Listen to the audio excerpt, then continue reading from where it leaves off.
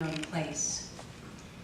No one else recognized you, but I would know the deep set of your round, bright eyes anywhere, no matter that your bear's eyes were brown, not light blue.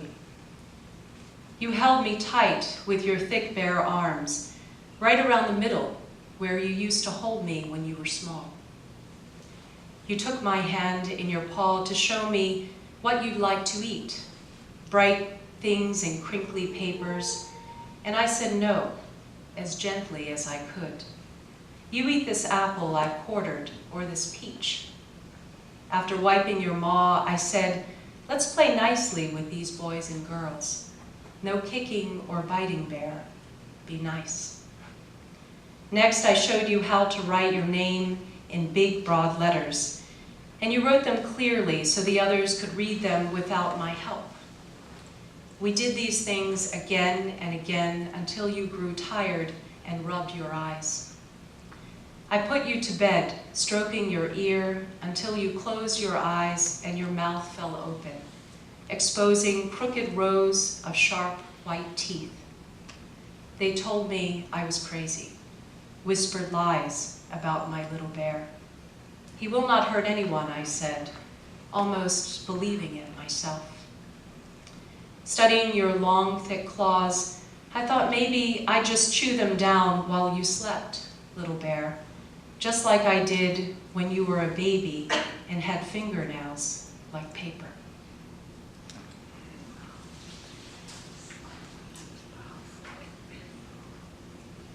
And I think to finish, I'll read two poems that are very recent poems. I have just moved here to Virginia from Maryland, and that doesn't seem like a very dramatic move to some people, but it was quite a dramatic move for me.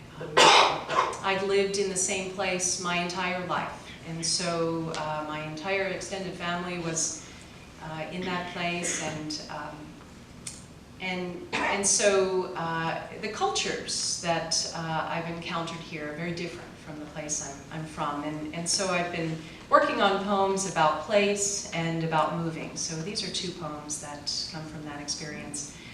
They haven't been workshopped or anything, and I haven't thought too much about them, so I'm going to test them out on you. Right? My Syrian neighbors. Their names are not impossible to say, just a little strange to a tongue unused to them. The brothers seem not much to care that they're wearing matching shirts and pants. Some well-meaning parishioners plan to head off a feud over birthrights or checkered shirts. They go about their middle school lives, riding bikes with broken gears, carving pumpkins and waving at passers-by until their arms must ache. On my porch, rocking back and forth, I see my other neighbor shuffling toward me with a purpose that makes her breathless. I have an idea, she says, barely pausing at my steps, her face nearly glowing with self-satisfaction. I'm giving them new names that are easier to say. And before I can stop my motion, rise up to object, she's at their door and calling for the boys. Like my own mother, who traded her name for a name in a Buddy Holly song, they will accept their new identities without complaint. Weeks later, when their father calls them from the porch, Nate, Pete, and turns to me and smiles, he will no doubt misread my face and the look he's sure to find there. And then this last poem is a poem about the house I'm living in. It's a very interesting house. I haven't quite figured it out yet. And I've been thinking a lot about the reasons why it was constructed and the way it was constructed. This poem is called Egress. When people see my 8-doored house, they ask me why there are so many doors in such a tiny home. I'm a little afraid to know myself what terrors compel a man to plan his escape in such myriad ways. Straight out the back door, or a splintery shimmy down the painted columns of the second floor porch. It makes no difference what path you choose. Get out as fast as you can, this house insists. With its dulled wormwood and gray chipped chinking, it is older than I can trace, moved maybe from Main Street, according to a neighbor. There is no one left who knows for sure.